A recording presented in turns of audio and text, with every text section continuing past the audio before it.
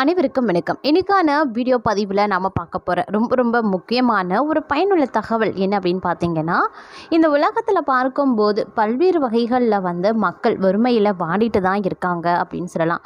ஏழ்மை மற்றும் பணக்காரர்கள் அப்படின்னு இரு பிரிவினர்கள் மத்தியில் வறுமையில் வாடக்கூடிய மக்கள் இருக்கக்கூடிய பட்சத்தில் ஒவ்வொரு மக்களுடைய மத்தியிலையும் பார்க்கும்போது இந்த வறுமை அப்படிங்கிறது மிகப்பெரிய அளவில் ஒரு தாக்கத்தை ஏற்படுத்திட்டு தாங்க இருக்கிறது. தற்போது இந்த பதிவில் நம்ம பார்க்க போகிறது இந்தியாவில் பார்த்தோம் அப்படின்னா எந்தெந்த மாநிலங்கள் அதிகப்படியான வறுமையில் வாடிட்டுருக்காங்க, அதிகப்படியான மக்கள் வறுமையில் வாழக்கூடிய மாநிலங்களாக இந்தியாவில் என்னென்ன மாநிலங்கள்லாம் இருக்கிறது அப்படிங்கிறத பற்றி பார்க்க போகிறோம். அதில் பார்த்தோம் அப்படின்னா இந்தியாவில் பார்க்கும் பொழுது ஏழ்மையில் இருக்கக்கூடிய மாநிலங்கள் குறித்த பட்டியலும் பார்த்தீங்கன்னா தற்போது வெளியாகி இருக்குங்க.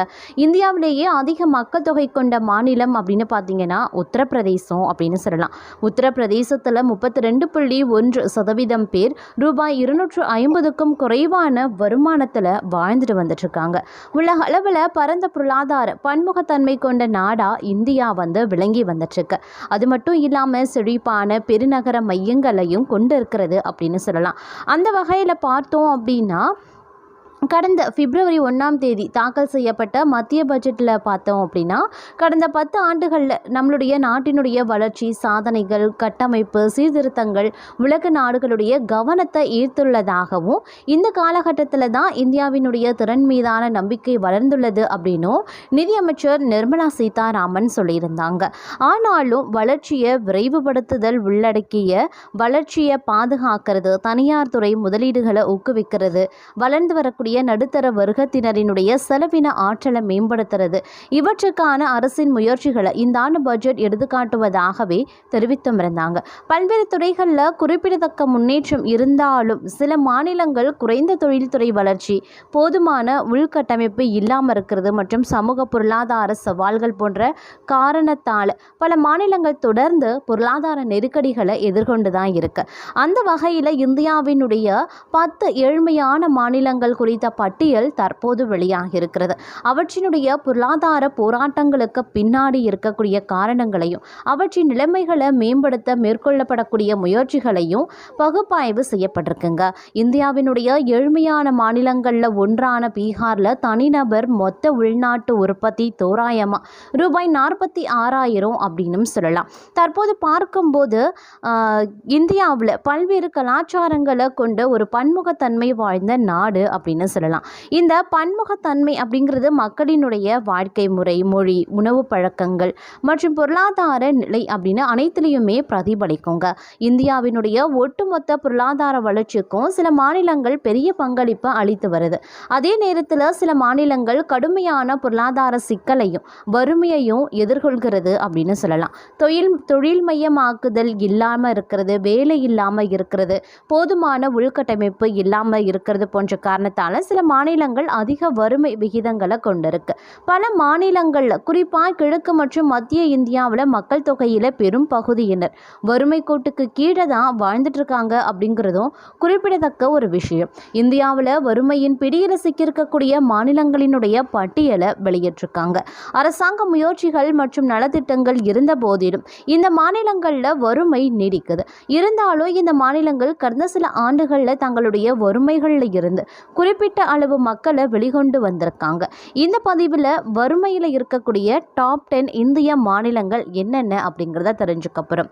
ஸோ இந்த பதிவு உங்களுக்கு மிக பயனுள்ள விகிதத்தில் இருக்கும். வீடியோவை ஸ்கிப் பண்ணாமல் கடைசி வரைக்கும் பாருங்கள். வீடியோக்குள்ளே போகிறதுக்கு முன்னாடி இது வரைக்கும் நீங்கள் நம்ம சேனலை சப்ஸ்கிரைப் பண்ணலை அப்படின்னா உடனே சப்ஸ்கிரைப் பண்ணிக்கோங்க. அப்படியே பக்கத்தில் இருக்கக்கூடிய நோட்டிஃபிகேஷனுக்கான பில் பட்டனையும் ப்ரெஸ் பண்ணிக்கோங்க. சரி நேர்களே, வாங்க வீடியோக்குள்ளே போகலாம். இந்த வறுமையில் வாழக்கூடிய டாப் 10 இந்திய மாநிலங்கள் என்ன அப்படின்னு பார்த்தோன்னா அதில் முதல் இடத்தை பிடிச்சிருக்கிறது அப்படின்னு பார்க்கும்போது பீகாருங்க. இந்த பட்டியலில் இருக்கிறது பீகார். இந்த குறைந்த தொழில் மயமாக்குறது, அதிக மக்கள் தொகை அடர்த்தி, விவசாயத்தை அதிகம் நம்பி இருக்கிறது. பீகார் இந்தியாவினுடைய மிகவும் ஏழ்மையான மாநிலமாக இருப்பது முக்கிய காரணமாகவே அமைஞ்சிருக்கு. அடிக்கடி ஏற்படக்கூடிய வெள்ளம், மோசமான உள்கட்டமைப்பு மற்றும் குறைந்த வேலை வாய்ப்புகள் அதன் அதிக வறுமைக்கு காரணமாகவும் இருக்கு. 2021 நிலவரப்படி 33.76% மக்கள் பீகாரில் வறுமை கோட்டிற்கு கீழே வாழ்ந்துட்டு இருக்காங்க. அடுத்து பார்த்தீங்கன்னா ஜார்க்கண்ட்.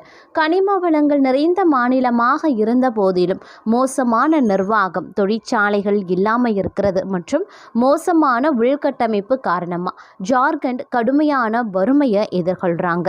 அதனால தான் இந்த பட்டியலில் ஜார்க்கண்ட் 2வது இடத்துல இருக்குது. பல பழங்குடி சமூகங்கள் கல்வி அப்படி இல்லைன்னா சுகாதார பராமரிப்பு வசதி இல்லாமல் இருக்கிறதுனால இங்கே மக்களினுடைய வாழ்க்கை முறை மிகவும் மோசமாகவே இருக்குங்க. இங்கே பார்த்தீங்கன்னா 28.81% மக்கள் வறுமை கோட்டிற்கு கீழே வாழ்ந்துட்டுருக்காங்க. அடுத்து பார்த்தீங்கன்னா மேகாலயா. இந்த வடகிழக்கு மாநிலம் அதனுடைய மலை பாங்கான நிலப்பரப்பு, வரையறுக்கப்பட்ட தொழில்மயமாக்குறது மற்றும் விவசாயத்தை சார்ந்திருக்கிறது ஆகியவற்றால் பொருளாதார ரீதியாக முன்னேற கடுமையாக போராடி வந்துட்டுருக்காங்க. மற்ற மாநிலங்களுடன் வலுவான தொடர்பு இல்லாமல் இருக்கிறது, அது மட்டும் இல்லாமல் பெரிய அளவிலான தொழில்கள் இல்லாதது அதன் பொருளாதார சிக்கல்களுக்கு மிகப்பெரிய காரணமாக அமைஞ்சிருக்கு. மேகாலயாவில் 27.79% மக்கள் வறுமை கோட்டிற்கு கீழே வாழ்ந்துட்டுருக்காங்க. அடுத்து பார்த்தீங்கன்னா உத்தரப்பிரதேசம். இந்தியாவினுடைய அதிக மக்கள் தொகை கொண்ட மாநிலமாக இருக்கிறதுனால அதிகமான வேலையின்மை, மெதுவான தொழில்துறை வளர்ச்சி மற்றும் போதுமான சுகாதார மற்றும் கல்வி வசதிகள் இல்லாமல் இருக்கிறது உத்தரப்பிரதேச வறுமையை எதிர்கொள்கிறது. குறிப்பாக கிராமப்புறங்கள் மோசமான உள்கட்டமைப்பாலையும் இன ரீதியான பாகுபாடுகளாலையும் பாதிக்கப்படுறாங்க. இங்கே கிட்டத்தட்ட 22.93% மக்கள் வறுமை கோட்டிற்கு கீழே வசிக்கிறாங்க. அடுத்து பார்த்தீங்கன்னா மத்திய பிரதேசம். மத்திய பிரதேசத்தின் பொருளாதாரம் முதன்மையாக விவசாயத்தை தான் நம்பியிருக்கு. ஆனால் அடிக்கடி ஏற்படக்கூடிய வறட்சி மற்றும் போதுமான நீர்ப்பாசன வசதிகள் இல்லாதது இங்கே விவசாயிகள் மற்றும் பொருளாதாரத்தை கடுமையாக பாதிக்குது. தொழில்துறை வளர்ச்சியின்மையும் வேலையில்லா திண்டாட்டமும் மக்களை இங்கே பாடாப்படுத்துது அப்படின்னு தான் சொல்லணும். 2021 நிலவரப்படி மத்திய பிரதேசத்தில் கிட்டத்தட்ட 20.63% மக்கள் வறுமை கோட்டுக்கு கீழே வாழ்ந்துட்டுருக்காங்க. அடுத்து பார்த்தீங்கன்னா அசாம். போதுமான இயற்கை வளங்கள் இருந்த போதிலும் அசாம் அடிக்கடி ஏற்படக்கூடிய வெள்ளம், மோசமான உள்கட்டமைப்பு மற்றும் தொழில்மயமாக்கல் பற்றாக்குறையால் வறுமையில் போராடுது. இங்கே இருக்கக்கூடிய பல கிராமப்புறங்கள் வளர்ச்சியின்மையால் பாதிக்கப்பட்டிருக்காங்க. இதனால் அதிக பொருளாதார ஏற்றத்தாழ்வு நிலவுதுங்க. 2021 நிலவரப்படி 19.35% மக்கள் வறுமை கோட்டிற்கு கீழே வாழ்ந்துட்டுருக்காங்க. அடுத்து சத்தீஸ்கர் மாநிலம் கனிம வளங்களால் நிறைந்திருக்கு.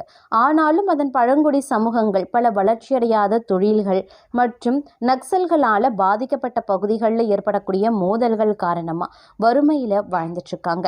இதனால் பொருளாதார முன்னேற்றம் தடைப்படுது. இங்கே 16.37% மக்கள் வறுமை கோட்டிற்கு கீழே வாழ்ந்துட்டுருக்காங்க. அடுத்து ஒடிசாவில் அதனுடைய நிலப்பரப்புக்கு ஏற்ற அளவுக்கு போதுமான தொழிற்சாலைகள், இயற்கை வளங்கள் இருந்தாலும் கூட அதனுடைய கிராமப்புறங்கள் வளர்ச்சியடையாமல் இருக்கு. இங்கே அடிக்கடி ஏற்படக்கூடிய புயல்கள், வேலையில்லா திண்டாட்டம், மக்களுக்கு சரியான சுகாதார வசதியின்மை காரணமாக மக்கள் வறுமையில் தள்ளப்படுறாங்க. இங்கே பார்த்தீங்கன்னா 15.68% மக்கள் வறுமை கோட்டிற்கு கீழே வாழ்ந்துட்டுருக்காங்க. அடுத்து பார்த்தீங்கன்னா நாகாலாந்து. இந்த வடகிழக்கு மாநிலத்தினுடைய முன்னேற்றத்திற்கு மிகப்பெரிய தடங்களாக இருக்கிறது அதனுடைய புவியியல் இருப்பிடம் தாங்க. இங்கே நிலவக்கூடிய தொழில்துறை வளர்ச்சியின்மை, அது மட்டும் இல்லாமல் விவசாயம் தவிர வேறு வேலைவாய்ப்புகள் இல்லாத காரணத்தால் வறுமையை பெரிதளவில் எதிர்கொள்கிறாங்க. 2021 நிலவரப்படி 15.43% மக்கள் வறுமை கோட்டிற்கு கீழே வாழ்ந்துட்டுருக்காங்க. அடுத்த ராஜஸ்தான் மாநிலம் ஒரு பெரிய பாலைவன பகுதியை கொண்டிருக்கிறதுனால இங்கே விவசாயம் செய்கிறது ரொம்பவே கடினமாக இருக்கும். தண்ணீர் பற்றாக்குறை, மெதுவான தொழில்மயமாக்குறது மற்றும் போதுமான கல்வி மற்றும் சுகாதார வசதிகள் இல்லாதது அதன் பொருளாதார சிக்கல்களுக்கு பங்களிக்குது. இங்கே 15.31% மக்கள் வறுமை கோட்டிற்கு கீழே வசித்து வந்துட்டுருக்காங்க. இந்த 10 மாநிலங்கள் பார்த்திங்க அப்படின்னா இந்தியாவில் பொருளாதார ரீதியாகவும் மிகப்பெரிய அளவில் வறுமை கோட்டிற்கு கீழே வாழ்ந்துட்டுருக்காங்க அப்படின்னு நான் சொல்லணும். அது மட்டும் இல்லாமல் தற்போது பார்த்தோம் அப்படின்னா, அதாவது பீகாரை பொறுத்த வரைக்கும் 1,04,099 மக்கள் தொகையுடன் இந்தியாவினுடைய 3வது அதிக மக்கள் தொகை கொண்ட மாநிலமாகவே இருக்குதுங்க. பீகாரில் 23.3% மக்கள் வறுமையில் வாழ்ந்துட்டுருக்காங்க. விவசாயம், கல்வி போன்ற துறைகளில் முன்னேற்றங்கள் இருந்த போதிலும் பீகார் நீண்ட காலமாக இந்தியாவின் ஏழ்மையான மாநிலங்களில் ஒன்றாகவே இருந்து வந்துட்டுருக்கு அப்படிங்கிறதும் குறிப்பிடத்தக்க ஒரு விஷயம் அப்படின்னு நான் சொல்லணும்.